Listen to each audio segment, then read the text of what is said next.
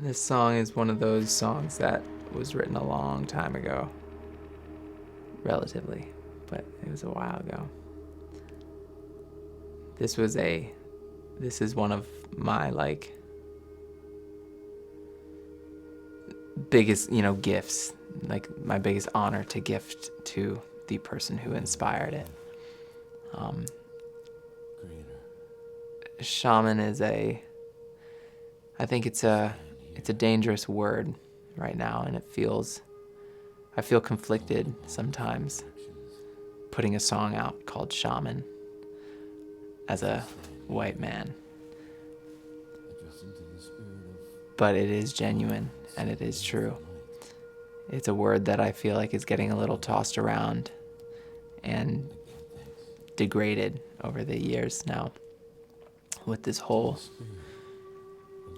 reintroduction of psychedelic medicines and ceremony. But shaman has become a word that has blanketed an experience of awakening and connecting with something deeper inside yourself. And this song was inspired way back by a man that I met.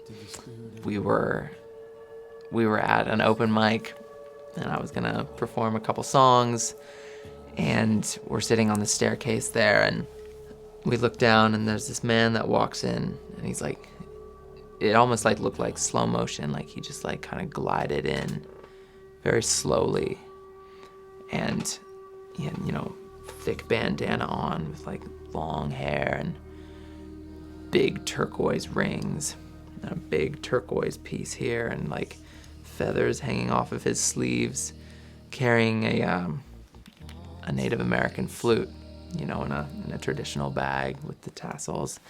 And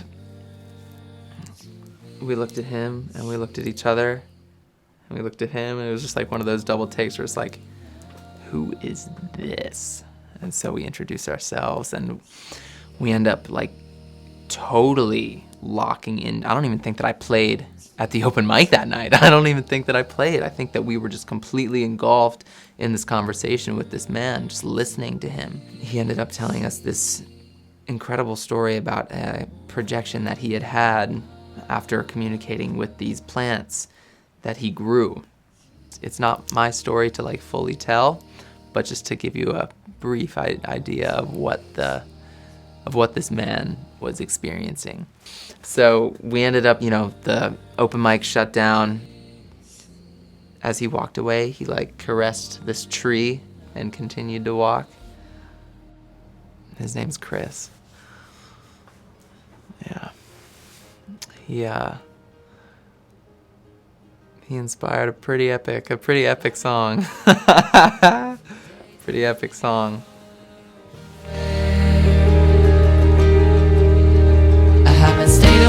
In a decade, I've gotta find solid ground some way.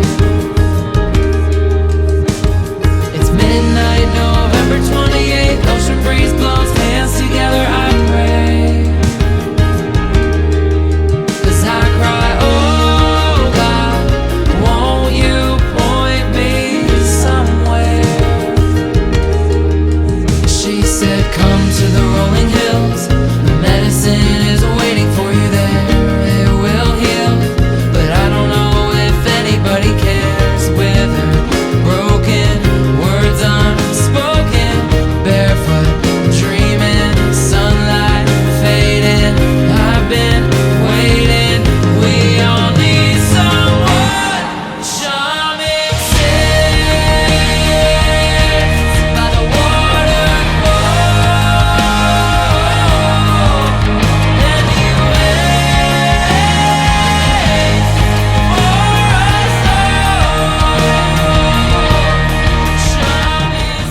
Since that moment, there were a series of experiences that I've had personally of plant medicine ceremonies.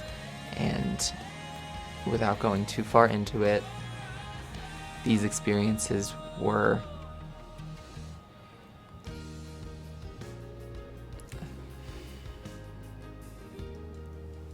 and I'll leave it at that. They're for me, but I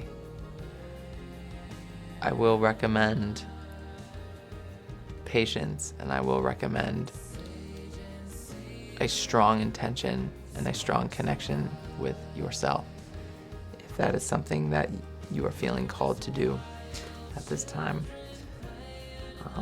It is no joke, and it is not something to be taken lightly. It is not cool or fun. It is not comfortable. It is not to show off. And so I say this as just a word of caution and encouragement at the same time, that it is an experience unlike anything else. And yes, this notion of ceremony has become a daily thing for me, where I don't use that word very often anymore. It's felt like it's lost a lot of meaning for me. And so rather than saying it, I just do it. Like, cooking dinner is a ceremony. Like, playing a show is a ceremony, singing a song, having an interaction, giving somebody a hug. Like, all of those little moments that we do every day become ceremony, and everything is able to be done in a ceremonious way. And that's for each person to find on their own or not. That's just what works for me, and it's what is working. I would ask, like, when you start the song till when the song ends, notice how you feel before you start it, and then notice how you feel after it's over. And let me know, because I would love to hear about that. I tried to orchestrate the sonic experience linearly, as if it were resemblant of an experience with a shaman, where it starts off calm and deep and unsure and kind of uncomfortable and odd, but then it transforms and it gets intense and it gets beautiful and powerful and empowering, and then it ends on this like really nice, just like you're standing on your longboard just cruising the rest of the wave as it's crashing, like reflecting and like having the moments of awakening and like integrating what's happened to you, and if that makes sense. Yeah, the whole song is very much its own statement, so I'll let that speak for itself. Yeah. Enjoy.